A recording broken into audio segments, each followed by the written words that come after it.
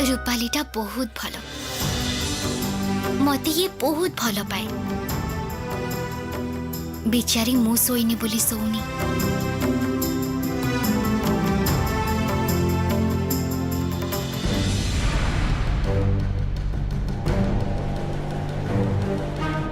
मु चेंकी रहिले ए घरर आसबाब पत्र सब चेंकी रहिबे आ एमानक सामना को रानी मणि मल्लिका मोर कोनोसी चरम क्षति करि पारिबनी।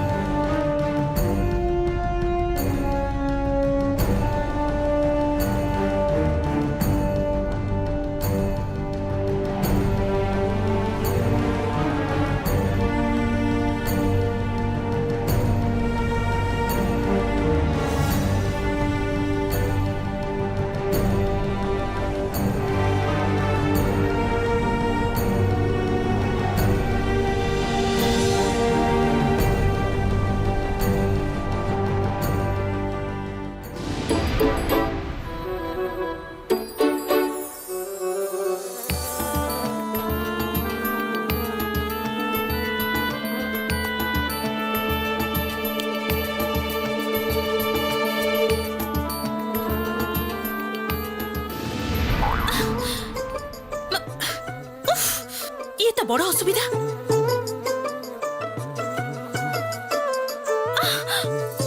शत्रु शत्रु समस्ते मोर शत्रु पायल भली एमाने भी एकजुट होइचंती मो सह शत्रुता करूछंती भाभी पारुछ ये एड़िकेटिए झियो पायल ता पई पुणी मते दासी मानक सह राति काटिबाको होउची कोन बा करिबी मु कोन बा करिबार अछि मोर किछि तो करि भी पारिबिनी एमिति भाबरे मते एबे जगी रही बसिबाको हबो जेतेबेले जाय पायल न सोइछि थोरे मात्र पायल सोई पड़ो तापरे पायल रो कक्ष को जाई पायल को गोरु पाछेड़ी किछि गोटे करि देई आसीबी आ सकाळु जेतेबेले पायल निदर उठिबो हम्बा हम्बा किंबा मैं करी डाकिबो तार तुषार दैत्य को तुषार दैत्य जमारू चिन्ही भी पारिबनी तार भाभी महारानी को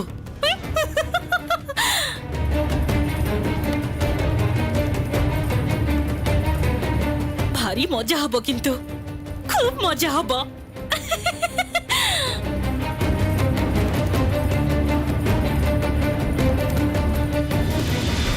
महाराज कौन से कारण जहाँ पाई अभिशाप मुक्तर उपाय जानिबी आपण निजको मुक्त न करी एई अभिशाप निज कांधरे धरी चलुछंती आपणकर जदि किछि आपत्ति न थाए मोर जानिबाकू बहुत इच्छा होची महाराज। तापरे प्राय गोटे जुग कटिगला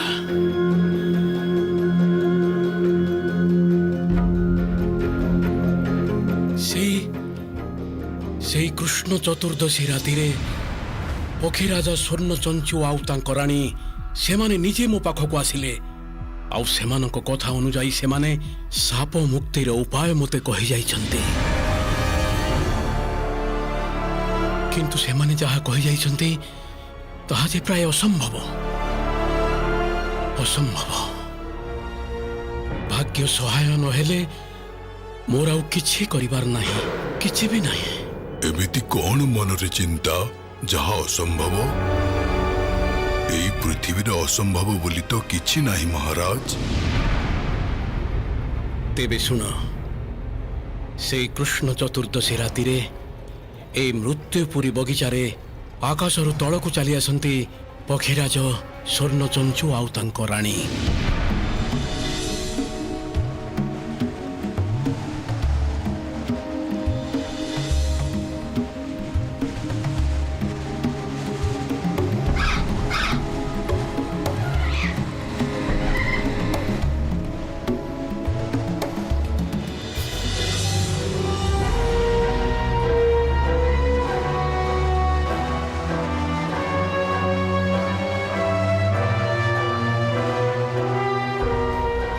हे माता हे पक्षीराज गोटे जुग कटि जाइछि मु এই দুঃসহ ଆଉ ଏକାକୀ ଜୀବନ ବୋହି ନେଇ ଚାଲି ପାରୁନି। ମୋତେ ଏବେ এই ଅଭିଶାପରୁ ମୁକ୍ତ କରନ୍ତୁ, ଦୟାକରି ମୁକ୍ତ କରନ୍ତୁ। ମୁଁ ଆଉ ଏ ଜୀବନ ସହ୍ୟ କରିପାରୁନି ମାତା। ରାଜା ନକ୍ଷତ୍ର ଜ୍ୟୋତି, ତତେ ସାପ ମୁକ୍ତିର ଉପାୟ କହିବା ପାଇଁ ତ ଆମେ ଏଠିକି ଫେରି ଆସିଛୁ। ତୋ ଜୀବନରେ ଯୋଉ ଦିନ ଭଲ ପାଇବା ଆସିବ, ସେଇ ଦିନ ଠାରୁ ତୋର ଏ ଅବସ୍ଥା ବଦଳିବା ଆରମ୍ଭ କରିବ। ଭଲ ପାଇବା? କିଏ କିଏ ମୋତେ ଭଲ ପାଇବ? ସବୁ ସବୁ ମୋତେ କେବଳ ଭୟ ହିଁ କରନ୍ତି, ଘୃଣା କରନ୍ତି। ଆସିବ ସେଇ ଭଲ ପାଇବାର ପ୍ରଭାବରେ ଧୀରେ ଧୀରେ ପରିବର୍ତ୍ତନ ହବ ତୋ ମନର। ହିଂସ୍ରତା ନିଷ୍ଠୁରତା କଟିଯାଇ କୋମଳତା ଜାଗି ଉଠିବ ତୋ ମନ ଭିତରେ। ଆଉ ଆଉ ଆଉ ଆଉ ମୋର এই ଯୋଉ ଅଭିଶପ୍ତ ରୂପ, এই ଅଭିଶପ୍ତ ରୂପ କେବେ ଦୂର ହବ ମୋ ପାଖରୁ? କେବେ କେବେ ମୁଁ ମୋର ଆଗ ରୂପ ଫେରି ପାଇବି? କେବେ ମୁଁ ମୋର ସେଇ ରାଜ୍ୟ ଫେରି ପାଇବି? ବରଫ ପାହାଡ ଗୁମ୍ଫାରେ ବରଫ ସରୋବର ତଳେ ସୂର୍ଯ୍ୟନଗରର ରାଣୀ ମଣିମଲ୍ଲିକା ଯୋଉ ଶିଶୁକୁ ପୋତି ଦେଇ ଚାଲି ଆସିଥିଲା, ସେଇ ଜାଗାରେ ଗୋଟିଏ ଚମ୍ପା ଗଛ ଉଠିଛି। ସେଇ ଶିଶୁଟି ଚମ୍ପା ଫୁଲ ହେଇ ଫୁଟିଛି ସେଇ ଗଛରେ। ଥଣ୍ଡା ପରିବେଶରେ ବରଫର ଫୁଲ ହେଇ ରହିଛି ସେ। କୌଣସି ଦିନ ସେ ଫୁଲ ଯଦି ସଜୀବ ହୁଏ, ଯଦି ସେଇ ଫୁଲରେ ପରାଗ ରେଣୁ ବାହାରିବ, ଆଉ ଯଦି କୌଣସି ନିର୍ଲୋଭୀ ନିଷ୍ପାପ ନିସ୍ୱାର୍ଥପର ଝିଅ ଆସି ସେଇ ପରାଗ ରେଣୁ ଲଗେଇଦବ ତୋ କପାଳରେ, ତାହେଲେ ଯାଇ ତୋର ସାପ ମୁକ୍ତି ଘଟିବ। ତାହେଲେ ତୁ ପୁଣି ଫେରି ପାଇବୁ ତୋର ପୂର୍ବର ରୂପ। କିନ୍ତୁ ମନେ ରଖିବୁ, ସେଇ ଝିଅ ଦ୍ୱାରା ଏ କାମ କରିବୁ କିଛି ନ ଜଣେଇ। ଆଗରୁ ଯଦି ଏସବୁ ଜାଣିଯାଏ, ତାହେଲେ ସେ ଚାହିଁଲେ ବି ତତେ ଆଉ କୌଣସି ଦିନ ସାପ ମୁକ୍ତ କରିପାରିବନି। ଆଉ ଥରେ ନିଜ ରୂପ ଫେରି ପାଇଲେ ତୁ ନିଜ ମାୟା ବଳରେ ସ୍ୱର୍ଣ୍ଣ ଦେଶ ଫେରି ପାଇବୁ, ବଦଳେଇ ପାରିବୁ ଏହି ତୁଷାର ଦେଶକୁ, ପ୍ରାଣ ଫେରେଇ ଦେଇ ପାରିବୁ ଏହି ଯନ୍ତ୍ର ମାନବଙ୍କୁ। ଏବେ ତମେ କୁହ ବାଲିଗଡ଼ି, ପାଏଲ କିଛି ନ ଜାଣି କାହିଁକି ଏମିତି କାମ କରିବାକୁ ଯିବ? କାହିଁକି ସେ ଚମ୍ପା ଫୁଲର ପରାଗରେଣୁ ମୋ କପାଳରେ ଆଣି ଲଗେଇଦବ? କାହିଁକି? ଉତ୍ତର ଦିଅ, କୁହ।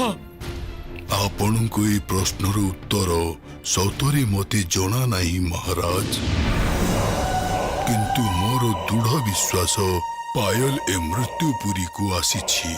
ଆପଣଙ୍କର ସୌଭାଗ୍ୟ ଦୂତ ହେଇ ସେ ଖୁବ୍ ଶୀଘ୍ର ଆପଣଙ୍କର ଏବଂ ଏହି ମୃତ୍ୟୁପୁରୀକୁ ସାପମୁକ୍ତ କରିବ। ତମ କଥା ସତ ହଉ ବାଲିଘଡ଼ି, ତମର ବିଶ୍ୱାସ ଯେମିତି ସତ ହଉ। କିନ୍ତୁ ସତରେ କ'ଣ ଏହା ସମ୍ଭବ ହବ? ରାତି ବହୁତ ହେଇଗଲାଣି। ପ୍ରହରୀମାନେ ନିଶ୍ଚୟ ଶୋଇପଡ଼ିଥିବେ ଏତେବେଳକୁ। ଏବେ ମତେ ଯିବାକୁ ହବ।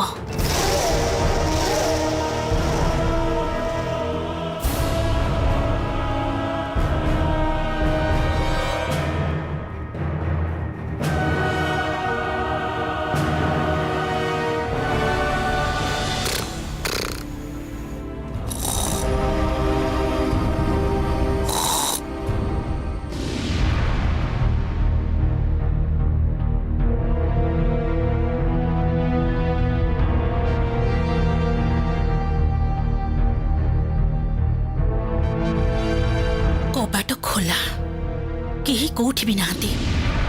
ଆଉ ରହିବେ ବା କେମିତି? ସମସ୍ତେ ଯେମିତି ମୁର୍ଦାର ଭଳି। ମୋର କେବଳ ଚିନ୍ତା ତୁଷାର ଦୈତ୍ୟ ଆଉ ସେଇ ପ୍ରହରୀ ଆସବାବ ପତ୍ରଙ୍କୁ ନେଇ।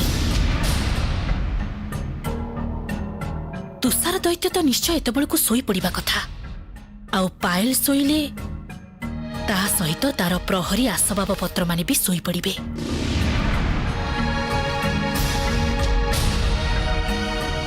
ଥରେ ପାଏଲର କକ୍ଷକୁ ଯାଇ ଦେଖେ ତ କଣ କରୁଛି ସିଏ।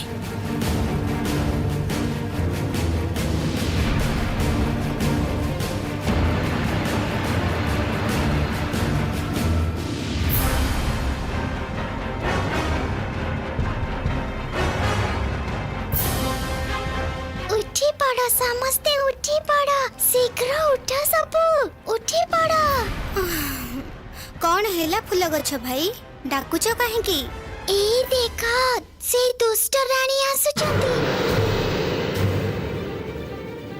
ଏଇ ରାଣୀ ବୃକ୍ଷ ନଗରୀରେ ଆମର ବହୁତ ବନ୍ଧୁ ବାନ୍ଧବ ମାନଙ୍କୁ ମାରି ଦେଇଛନ୍ତି ଏବେ ନିଶ୍ଚୟ ପାଏଲର କିଛି କ୍ଷତି କରିବା ପାଇଁ ତା ଘର ଆଡକୁ ଯାଉଛନ୍ତି ତାଙ୍କୁ ଯେମିତି ହେଲେ ଅଟକେଇବାକୁ ପଡିବ ଭାବନି ଆମେ ଆମ ସୁବାସରେ ସାଙ୍ଗେ ସାଙ୍ଗେ ଶୁଆଇ ଦେବୁ ଦୁଷ୍ଟ ରାଣୀଙ୍କୁ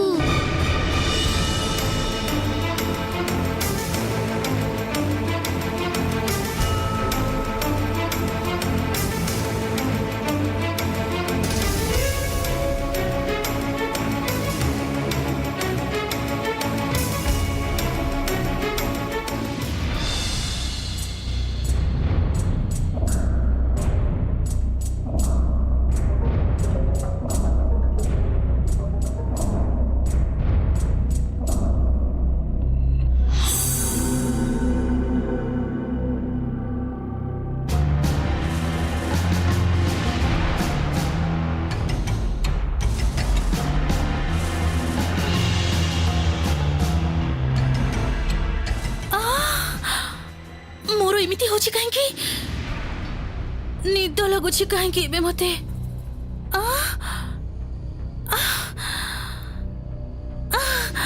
ନିଦରେ ଆଖି ପୁରାପୁରି ପଡି ଯାଉଛି ଏସବୁ କଣ ହଉଛି ମୋ ସହିତ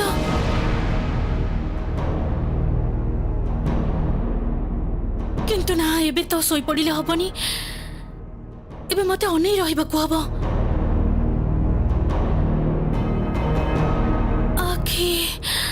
ଆଖି ପଡି ଯାଉଛି ମୋର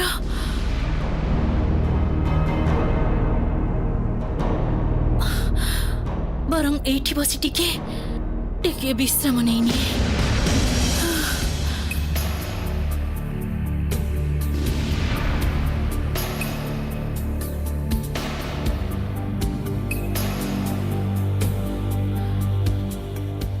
ଦିନ ସାରା ଆଜି ଟିକେ ବି ବିଶ୍ରାମ ନେଇନି ସେଇଥିପାଇଁ ବୋଧେ ଏମିତି ଲାଗୁଛି ମୁଁ ବରଂ ଏଇଠି ଟିକେ ବିଶ୍ରାମ ନେଇନିଏ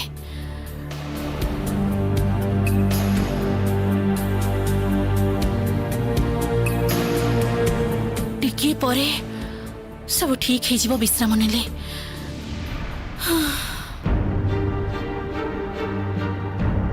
ଆଉ ଯଦି କୌଣସି ନିର୍ଲୋଭୀ ନିଷ୍ପାପ ନିସ୍ୱାର୍ଥପର ଝିଅ ଆସି ସେଇ ପରାଗରେଣୁ ଲଗେଇଦବ ତୋ କପାଳରେ ତାହେଲେ ଯାଇ ତୋର ସାପ ମୁକ୍ତି ଘଟିବ ତାହେଲେ ତୁ ପୁଣି ଫେରି ପାଇବୁ ତୋର ପୂର୍ବର ରୂପ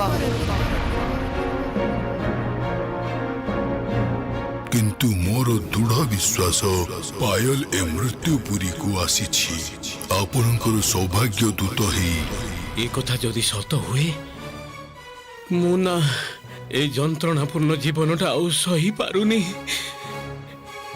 সতরে যেমিতি পায়েল হাତରେ ମୋର ସାପ ମୁକ୍ତି ହେଉ ପାଏଲ ହାତରେ ମୋର ସାପ ମୁକ୍ତି ହଉ ପାଏଲ ହାତରେ ମୋର ସାପ ମୁକ୍ତି ହଉ ଦୈତ୍ୟ ମହାଶୟ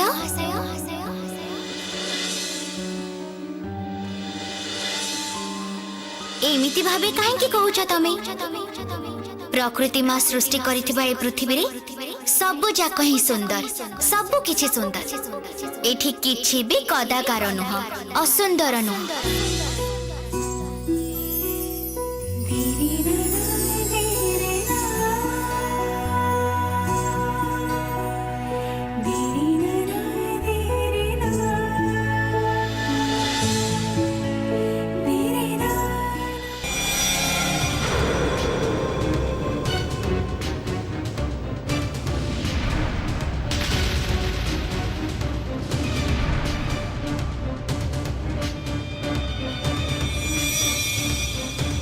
কি আশ্চর্য চিত্র দেখি প্রকৃতরে গোটে কথা তো মো মুন্ডকু আসিলানি সেই চিত্র আঙ্কিলা কিয়ে কিয়ে আঙ্কিলা এমিতি চিত্র এই এই মৃত্যুপুরীরে এই তুষার দেশরে এমিতি কিয়ে অছি যে एमिति चित्र आंकी पारे एठारे तो सब जंत्र मानव मो निर्देश छड़ा निजर इच्छा रे केही भी किछि करि पारे ना केही किछि चिंता भी करि पारे ना ताहले चित्र आंकीबार परे एई चित्र से मो सामना रे पहुंचई देछि जहा द्वारा मु से चित्र को देखी पायल उपरे रागी जाए ठीक छैया ता छड़ा एई चित्र आंकीबार आउ किछि उद्देश्य न थाई पारे ता माने मृत्युपुरी को एमिति किए जणे आसीछि जे पायल क्षति करबाकू चाहे पायल विरुद्ध रे मते रगेई देले तार लाभ हबो किए से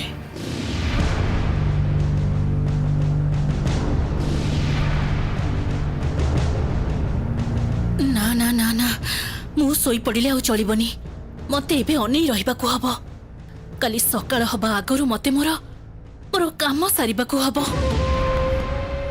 लुचि लुचि पायल कक्ष को जाई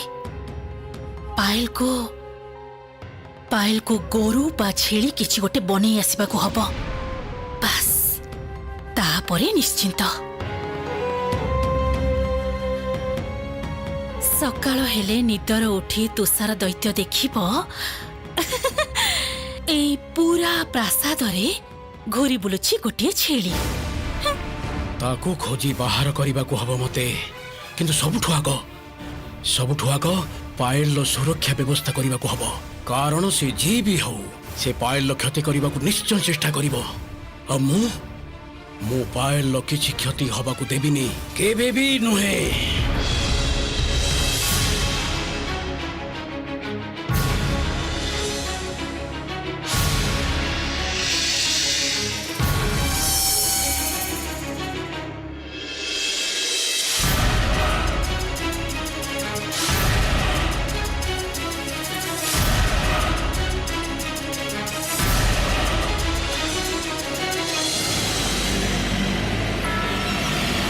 जा ए रंगर पानी पायल देहरे छिंची दे आस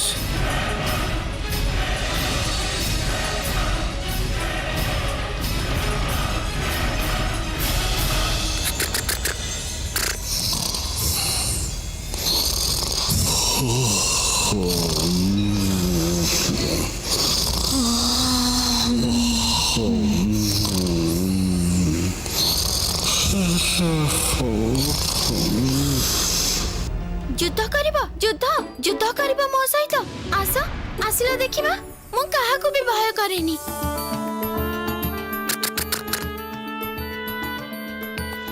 चंपा गछ पाखकू तमर पायल को नहीं जीवा खूब शौक ना तुषार दैत्य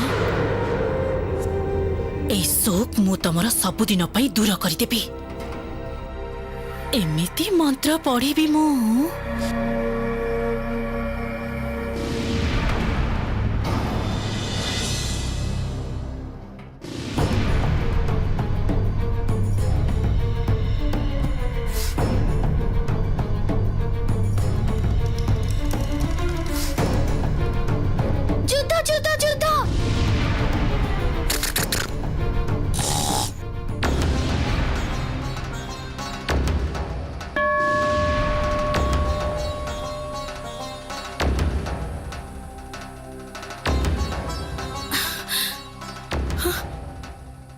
कौन मु तो पूरा पूरी सोई पड़ी थी केतेबेले आखिटा लगी जाइतिला मु जानि परिलिनी भाग्य को प्रहरर घंटा बजिला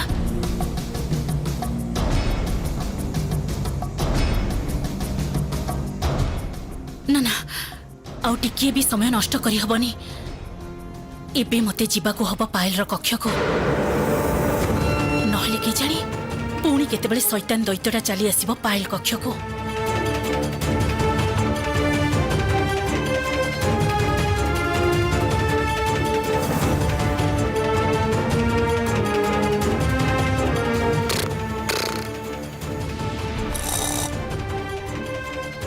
जाहो सोई पड़ी पायल आउ सांगरे से छुआ आउ आसो बाबा पत्र सब सोई पड़ी गभीर निद्रारे